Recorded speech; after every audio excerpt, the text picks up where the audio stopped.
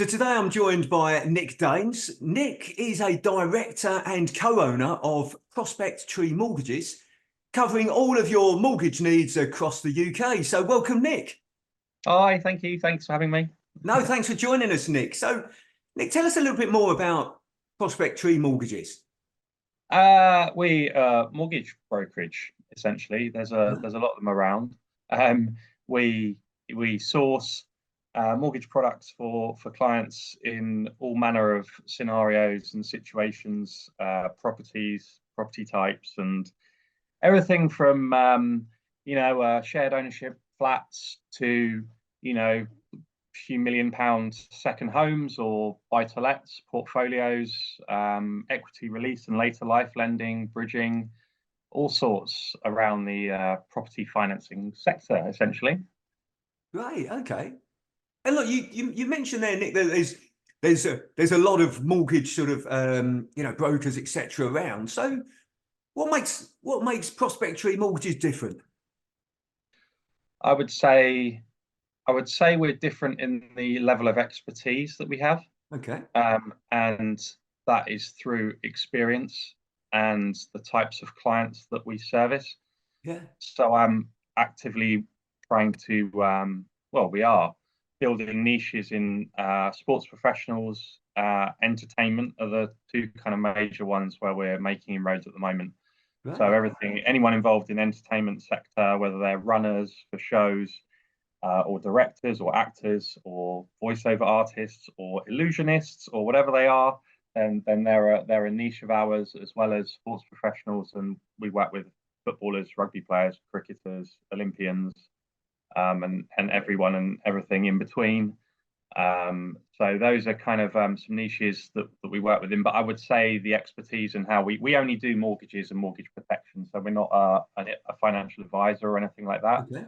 We're focused on our stuff and try and be as good as possible. We're not one of those that will be like, oh, that's a bit difficult or complicated. The complicated, as we say, the complicated is our everyday. We're very used to dealing with more complicated situations, whether that be multiple income streams, foreign income, living abroad half the week, all these kinds of factors where there are criteria with lenders to navigate. That's the kind of area that we like to be in. Don't get me wrong, some first-time buyers with a saved-up deposit from their employed jobs is lovely, nice and easy, but I don't think that's where future business is going to be coming from in the main. I believe that our sector, it's going to come down to who has the best advice and who has the most knowledge and experience, and that in order to help the clients achieve what they want to. So yeah, in a nutshell, I think it's expertise. I think that's what it comes down to: service and expertise. Service and expertise. Oh, great. And Nick, did you and your sort of fellow co-owners set up Prospect Tree Mortgages? Yeah. Yeah. Okay. So that was what, about 8 years ago? Yes. Like that? Yeah. Yes. Okay. So tell us a little bit more about why did you decide to set up Prospect Tree Mortgages?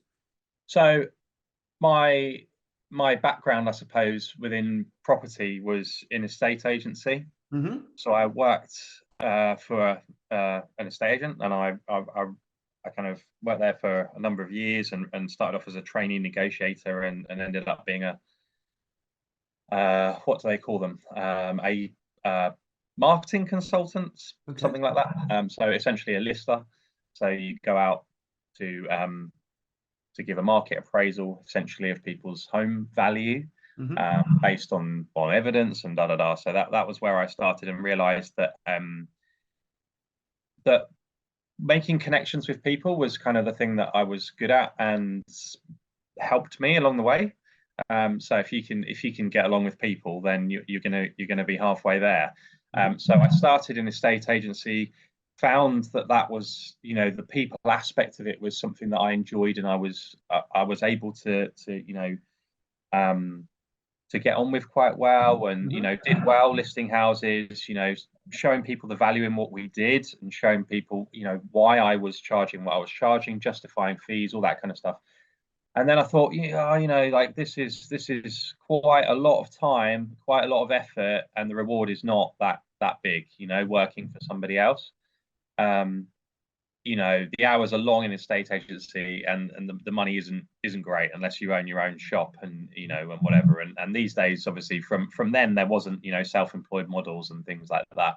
It's a lot different today, where people are working from their desks at home and able to operate estate agencies like that. But so I kind of like saw the mortgage broker who was working within our office and thought, you know what, that looks good. He's doing well, and he doesn't have to do half the stuff I have to do. So I thought, let me look into that a little bit more. So I ended up doing my CMAP qualifications whilst taking holiday from work. I take holiday, revise, do my exams, got qualified, and then went instantly to self-employed mortgage broking. So I worked underneath someone else's banners for about a year, and then I moved across and worked under my business partners within Prospectory Mortgages have an IFA business as well. So I worked underneath the IFA business as a mortgage broker, and then after about 8 months, a year of doing that, conversations with the now business partners were, we'd like you to come on board, and we'll separate the companies out into a IFA business A and mortgage brokerage B. So I'm in the mortgage broking side, and that's what I did under their mortgage broking. So I inherited with that two other people who came in. One just did business protection at the time, and one was a broker. I got the business protection guy. We put him through CMAP, trained him up. A lot of work with these guys, and then you start building from there.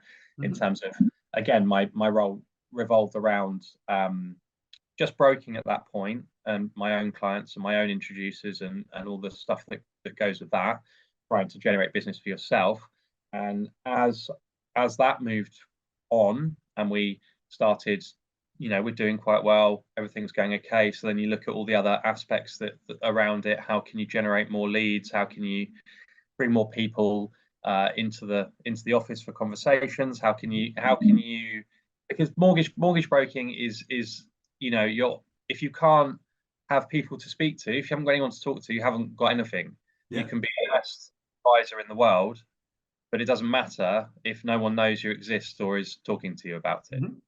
So it's part and parcel and runs alongside. The all the stuff in the background of mortgage broking is kind of a given. The compliance, the documentation, all of that stuff is standard. The thing that we needed to do is to manufacture relationships, build those up, and be able to create referral streams where we're getting clients, and that started happening. We started building that up, and we got to a position where we were, I'm pretty much, well, I'm able to kind of work on that side alone, which is lead generation, introducers, marketing, essentially heading up the marketing department, where we're, everything from strategic partnerships with charities or whoever it is, in order to, and at the end of it, we're trying to add value to other people whilst earning some money. That's the idea, because at the end of the day, we don't do it for free. This is our job. We're trying to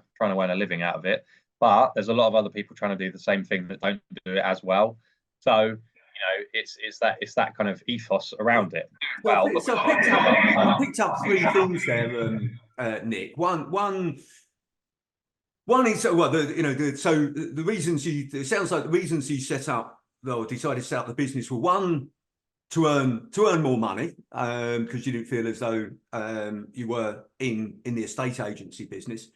Two, to work less, because you felt as though you were working a lot and not earning what you thought you should be. And three, to give value to your clients. Have I picked that up correctly so far? Yeah.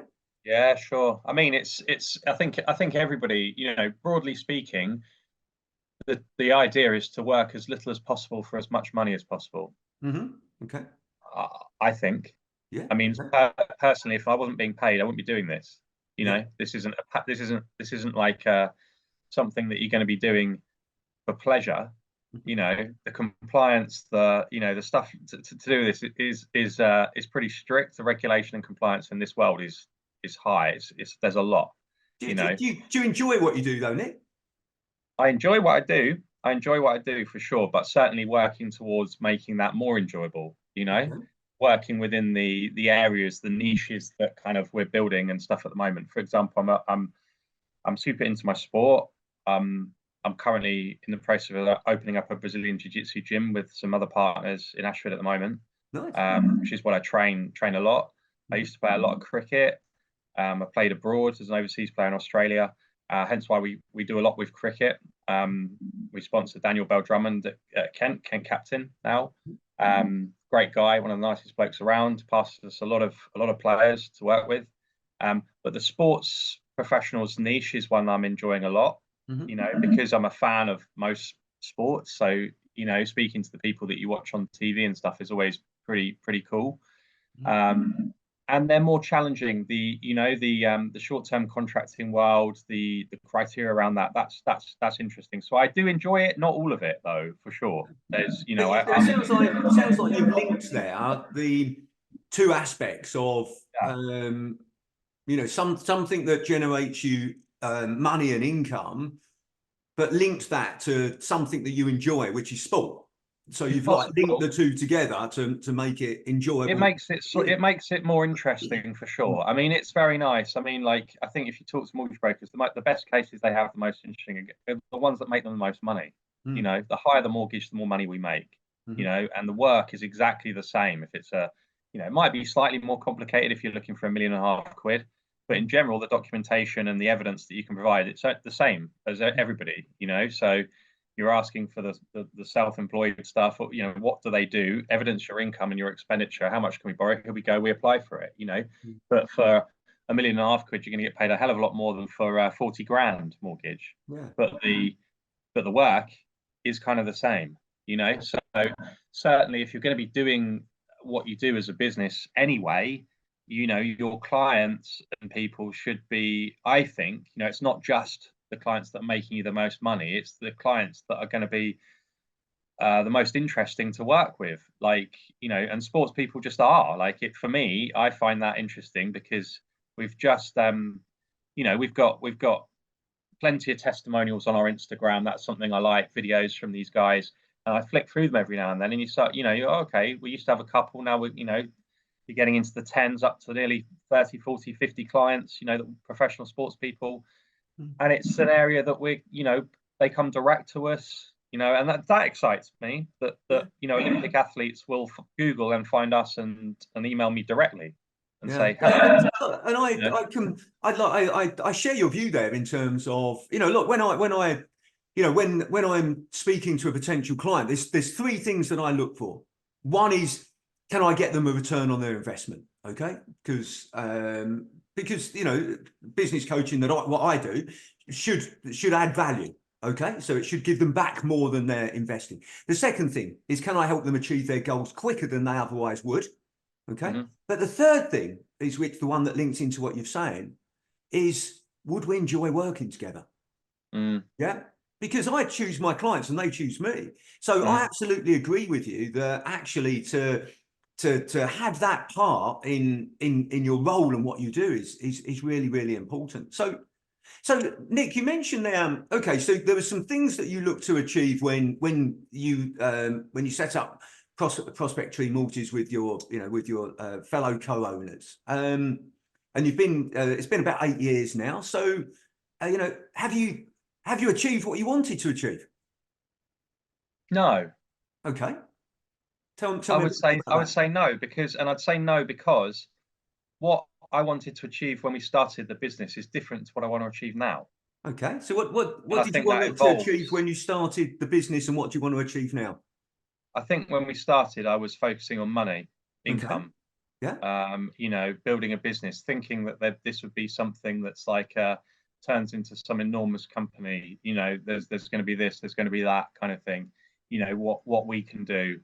The excitement, the kind of you know, you think you've got an idea of what it's going to be, and you don't. You know, I hadn't owned a business in that way before that. Hmm. And you know, you don't realize the impacts of things that you have no control over Hmm. to your business. And sometimes there just isn't anything you can do about it. You know, Yeah. we're going through this period at the moment, the last 3-4 years, when you've got COVID, Brexit, um, the recent interest rates, you know, house prices high. Like, these are real challenging periods. I'll give you an example. In 2022, we were, for sort of 5 months in a row, we wrote, which means, you know, we submitted business to the value of between Hmm. 45 and 55,000 a month, Hmm. which is incredible. Yeah. You know, you know, you take last year, the same sort of time period, you're talking, I mean, there's like outline months where we wrote 36, 38,000, but you know, you're talking more on the lines of 20 grand a month. Wow. Okay. Right. Yeah. Right. So that's been the impact in the last 18 months, 2 years. Hmm. So the last 18 months, 2 years, we've had to make tough decisions, cut costs dramatically, Hmm. you know, make people redundant, do things to in order to keep be more selfish to keep the Yeah. business. You know, we're much more give than we are take with staff, self-employed guys, all of it. Hmm. But there comes a time when you realize you have to be selfish, because otherwise, you know, I can't pay people out of my own pocket. You know, right? It's got to Yeah. be from what you earn within your job role, what you do, Absolutely. that creates your wages. Otherwise, there's no point in having staff. Mm. Um, so I would, you know, in answer to your question, no, because my priorities and my abilities, what I know, learning within the business, you know, like, it's a very different thing being a mortgage broker to owning a mortgage business. And I Hmm. say that in completely different to if you're a self-employed mortgage broker who's, you know, self-employed. Again, Yeah. completely different when you've got staff, when you're the principal of a firm, you know, all this stuff. There's a lot more added onto it than that, than doing the job. So yeah, so it's completely different today than it was 8 years ago, I'd say. And it's been an ever-moving feast the entire time, I'd say, that I've been operating this business. You know, the way the world's been going, and what's happening. Um, you know, has So changed. how's all that changed your thinking, Nick, in terms of, because you said when you set this up it was about money, but then during, because of, you know, the changing environment, which is obviously constantly changing, because of you sort of understanding a bit more that owning and running a mortgage business is different to actually being a self-employed mortgage broker. How has that now changed your view of what now you want to achieve?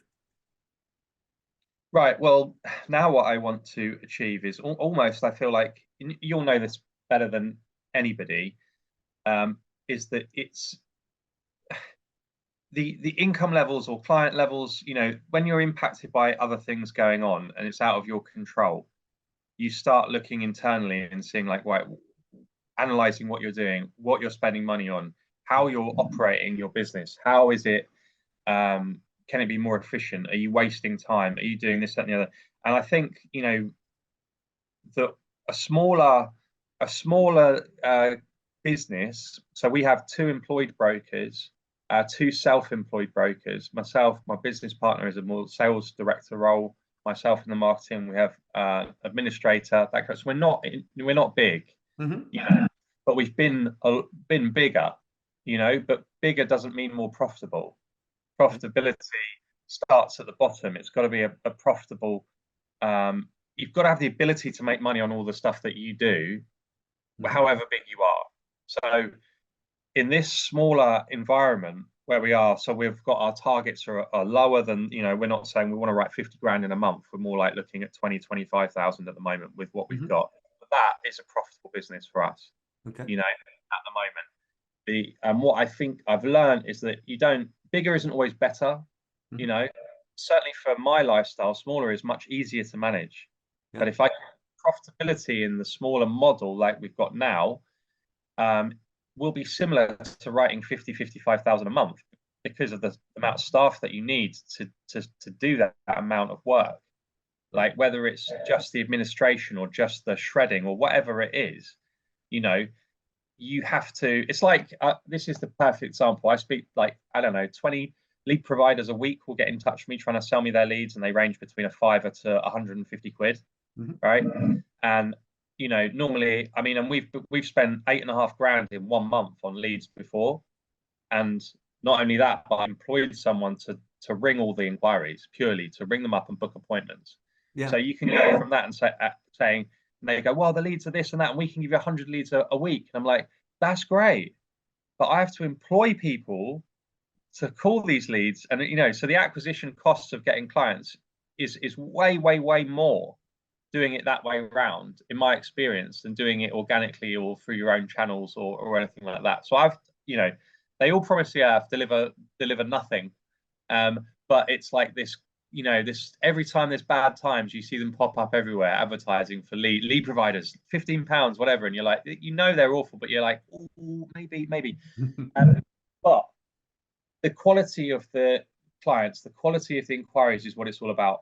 You know, it's definitely quality over quantity, and that goes for our staff and our brokers as well. You know, I want them to be doing the process spot on, understanding the information, discussing all the relevant factors, talking about it all, the service given in the right way, coming back to them in a timely fashion, delivering everything we need to do, and then we do it perfectly. And then you get all the elements of the business that we want to do. You make sure that they understand the protection they might need. They get to decide whether they want to do that or not.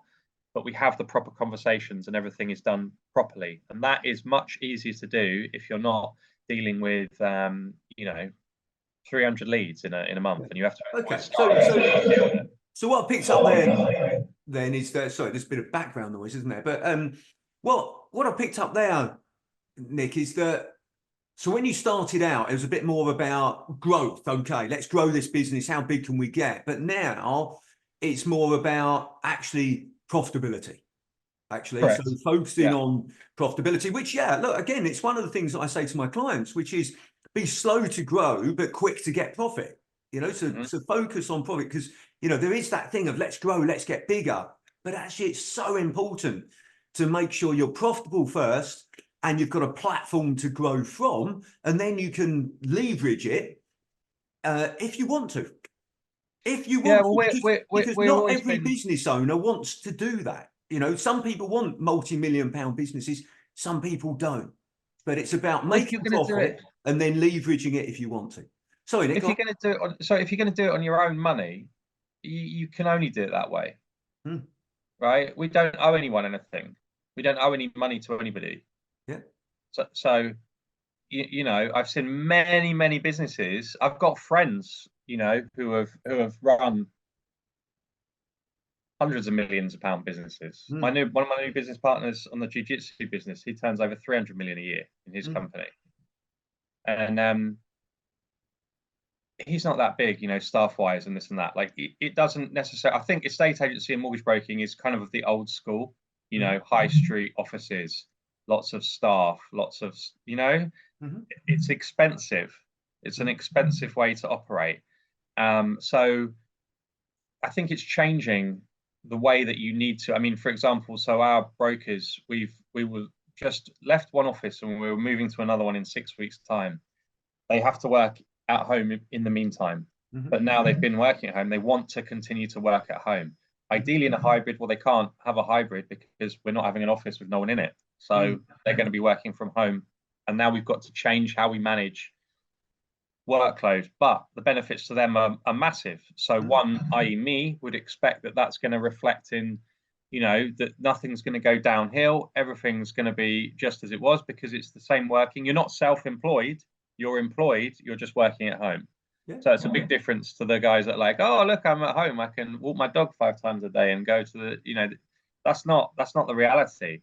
You know, there's going to be an element of that. But if you're employed, you are, you know, you need to be working like most of the time. So there's constant changing things in the world and environment and all that. But I want everyone to be happy. If the employees are not happy, they're not going to be working well. They're not going to be dealing with the clients well. When I get, you know, one of my brokers just wrote a mortgage for an England rugby player, you know, last week. You you've got to be dealing with these people in a really, really positive, great way, because I want them to tell other people in the dressing room that this is where they came. You know, this is what's important, not just for the sports people, anybody. But, you know, they work in Tesco's. I want them to tell everybody at work that this is where you come to speak to somebody to get a mortgage. We are by no means, you know, I will do work for anybody in the scenario if it's possible. Like, you know, that's our job.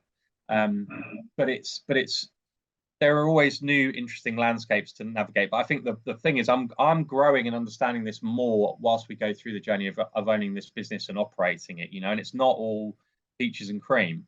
And that's the takeaway, you know. Good things happen, good things get taken away, you know. It's a constant, ever moving feast, you know. You think you've got the best relationship with an introducer ever, then they're using someone else. They don't tell you why. They don't care. Like, it's a brutal business, you know. Sometimes this stuff, when you're trying to engage and find inquiries or relationships building where people can pass you referrals, you know, that kind of stuff, it's brutal. But certainly, yeah, at the beginning I thought, right, you know, we grow, that's where we can get more money, and it makes sense. You know, the model makes sense if you've got people to talk to. But if you've got the wrong people to talk to, you can waste a lot of time, and that just means money. That just means money that's going out, you know, without anything coming in. No, no, absolutely. I completely agree. It's it's not growth for what growth sort of sake. So yeah, no, I get what you're saying there. So you see a lot of these people borrow a lot, don't you? They borrow a lot of money, and then it's all right, you borrow it and then go, see you later, business. You know, it doesn't matter. It's not my money. No, but look, borrowing money's great. You know, borrowing money is great as long as you invest it in the right things. Because if you're getting a higher return by investing the money that you've borrowed, and you're investing in your business and getting a greater return than it's costing you to borrow the money, that's fantastic, because you're using somebody else's money. I'd prefer it if you did it with your own money first to work out that what you're doing correctly, rather than borrow it and then waste it. No, yeah, absolutely. Honestly, I think too many people go, yeah, I'll borrow it, and then just bin the business off, and there's too little responsibility on what they're doing. And that's the emphasis on it, is that actually it's about borrowing money is great as long as you invest it wisely. And I use most people don't. Most people don't. Let's be honest. You know, you see, you know. I wouldn't say that most people don't. The ones we generally hear about, more businesses fail than succeed. Put it that way. But not because they've borrowed too much money. Well, you don't know that. Some of it will be, but those people's businesses have failed anyway. So if they've borrowed money, they've not paid it back. But I do know, by the way, I do know that because I've researched it, why businesses fail, as you could expect. If they've borrowed money, they won't have paid it back if they shut their business down, most likely. Yeah, but they haven't failed because they borrowed the money. What they've done is they've failed because of, actually, one of the things that you said earlier, Nick, was they've realized that running a business isn't as easy as they thought it was going to be. It's difficult. It's challenging. It's not the same as being self-employed. And what happens is they suddenly realize that, actually, I thought I was going to be earning more money. I thought I was going to be working less hours. Do you know what? This is tough. I'm going to go back and be an employee. That is why 60% of businesses fail in the first 5 years, and 90% of businesses fail in the first 10 years. So it's not because necessarily they borrow too much money. No, I don't mean that. I don't mean that as such a broad brushstroke. I just mean that, like, I could go out and borrow tens of thousands of pounds today. There really isn't much behind that for them to question what I'm doing. What I'm talking about is like business loans, this kind of stuff, right? You know, I think that certainly if you're talking about getting profitability first, you have to do it on your own. You don't know if you can succeed unless you do it yourself. Plus, you've got a vested interest in that. I don't necessarily trust people who go out and say, yeah, I've borrowed 50 grand, I'm going to do this. But if it fails, I don't have to pay it back. No, I agree. I hate that. Yeah, there's no responsibility to it. I absolutely agree. No responsibility whatsoever. And too many people do that these days, is what I'm saying. That's not why businesses fail. I'm just saying that the ability to get money through your business is easy. Okay. I'll take your word for it because the industry that you're in, I like, you know, I guess that you've I got get more. letters every week, mate, offering me, do you want 20 grand? Do you want 50 grand to, put into your business? I'm not disagreeing with you on that, Nick, at all. Because you know, look, you know, you're in a finance industry. I'm not. So yeah, you would have more visibility to that. So yeah, look, absolutely get that. So look, Nick, there's one question that I like to ask all the people that I interview on this, which is, what's the best advice that you would give an 18-year-old you? Do jiu-jitsu full time. Follow Okay. your dreams. Follow your passion. Follow your passions. Don't fall into the trap of the construct of what you perceive the world to be from school. You know, when I was at school, my career's advice was, what university course are you looking to do? Yeah.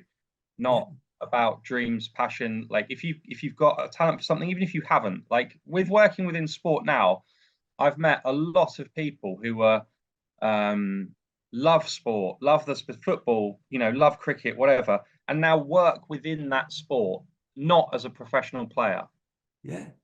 And I think that you need to follow, if you're super, I mean, a friend of mine, incredibly passionate about cricket. He's got a company that makes cricket bats now, big company, you know, and he's done that all the time and grown it. And that's his passion. It hasn't made a lot of money, but now he's doing much, much better. Do you know what I mean? But it's like, there's more to life than money is the kind of thing. It's like, you enjoy every day rolls around. Today is the same day, the same amount of hours, the time as last Saturday. Saturday had a great day. Today's Monday. Oh, boo-hoo. It's the same amount of time of your life.